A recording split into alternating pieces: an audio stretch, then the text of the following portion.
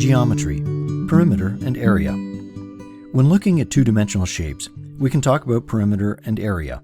Perimeter is the distance around the outside of the shape, or the distance to trace the outline of the shape. Area is the measure of the inside of the shape.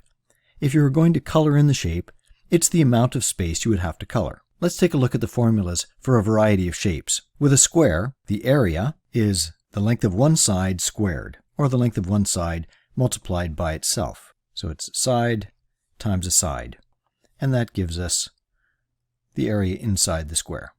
The perimeter is 4 times the length of one side. 1, 2, 3, 4 sides. A rectangle is a variation of the square. We're multiplying the length times the width. That gives us the area. The perimeter of a rectangle is 2 times the width plus 2 times the length, which accounts for the 2 widths and the 2 lengths. A trapezoid has a slightly more complicated formula. The area is equal to b1 plus b2 times the height divided by 2. Let's look at how that works out on the diagram. So b1 and b2. So b1 and b2 are the 2 horizontal edges. Basically, what we're doing with this equation is we're taking those 2 edges and dividing them by 2, which is effectively finding the average length of the 2 sides. Then we're multiplying by the height, which is the height space there. By doing that, we're effectively turning the trapezoid into the same kind of calculations as if it was a rectangle. The perimeter is equal to b1 and b2 plus sides 1 and side 2. So we have to add up each of the sides. A rhombus is also a variation of a rectangle. This time we'll often have the measurements of the diagonals that go point to point in the shape. If we have those, we can calculate the area by multiplying those 2 diagonals and dividing by 2. We can calculate the perimeter by multiplying 4 times one side. In the case of a rhombus, all of the sides are equal length, so it's just the perimeter is just 4 times each side. For a parallelogram, the area is equal to the base times the height. So the length of the base multiplied by the height. The perimeter is 2 times the base plus 2 times s. So there's 2 s's and the base and the top, which are both the same length.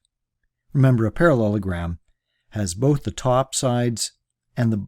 Remember, a parallelogram has both the top and bottom being parallel to each other, as well as the 2 sides are parallel to each other. In the case of a triangle, the area is the base times height divided by 2, which is sometimes written as half the base times the height. That formula works if you have the base and the height. If you don't, you may have some other measurements which allow you to also calculate the area. If, for example, we had 2 sides and the angle in between them, we could then use the next formula, which says that the area is equal to one side times the second side times the sine of the angle C, and then that's divided by 2. The third method to calculate the area of a triangle relies on knowing the perimeter. So if you know the perimeter, then for this formula work, S is half of the perimeter. So we take the perimeter times the perimeter minus one side times the perimeter minus the second side times the perimeter minus the third side, and then take the whole square root of all of that, and that will give you the area. There's no easy method for finding the perimeter of a triangle. The perimeter requires you to know the length of each of the sides, and you add all 3 together. In the case of a circle, the area is equal to pi times the radius squared, where the radius is the distance from the center out to the edge of the circle. Remember that the diameter is equal to 2 times the radius, which also means that your radius is 1/2 the diameter. The perimeter can be calculated by multiplying 2 times pi times the radius, or it could also be pi times the diameter. Now, we sometimes talk about a regular agon. Pentagon, hexagon, heptagon, octagon, nonagon, decagon are all multi-sided shapes that have each side being the same length. So a pentagon is a 5-sided shape where each side is the same shape. It's a closed figure. A hexagon which is what we're seeing here, is a 6-sided closed figure, and you can see that each side is the same length. We're going to introduce a new term here called an apotheme, or an apotheme. That's the distance from the center to the midpoint of one of the sides. So it would actually meet that side at a 90-degree angle as well. To calculate the area of a regular agon, we take the perimeter and multiply it by the apotheme and divide by 2. This could also have been written as 1/2 p times a. The perimeter is found by taking the length of one of the sides and multiplying it by the number of sides. Let's take a look at some examples. We're asked to find the area and the perimeter of the following shapes. Let's start with the perimeter of A. The perimeter is simply going to be adding up each of the side lengths.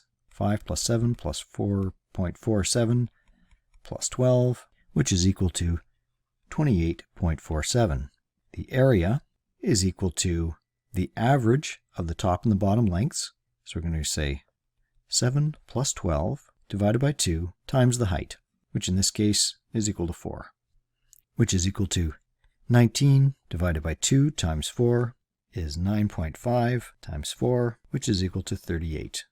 Part B, the perimeter is equal to 2 times pi times the radius. So it's 2 times pi times 3, which is equal to 18.85. And in this case, we're working in meters. The area is equal to pi times the radius squared.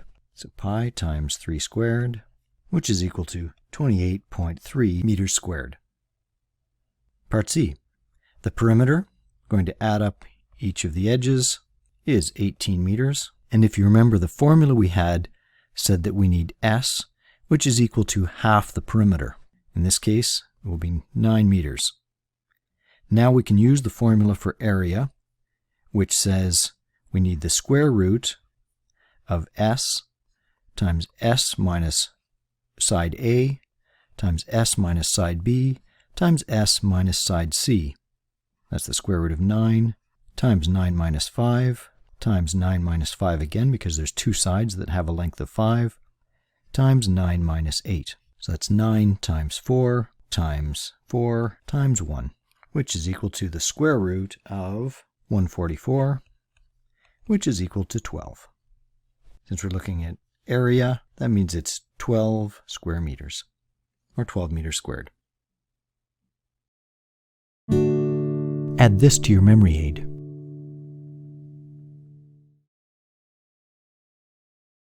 Try the practice questions in the workbook and check your answers against the answer key.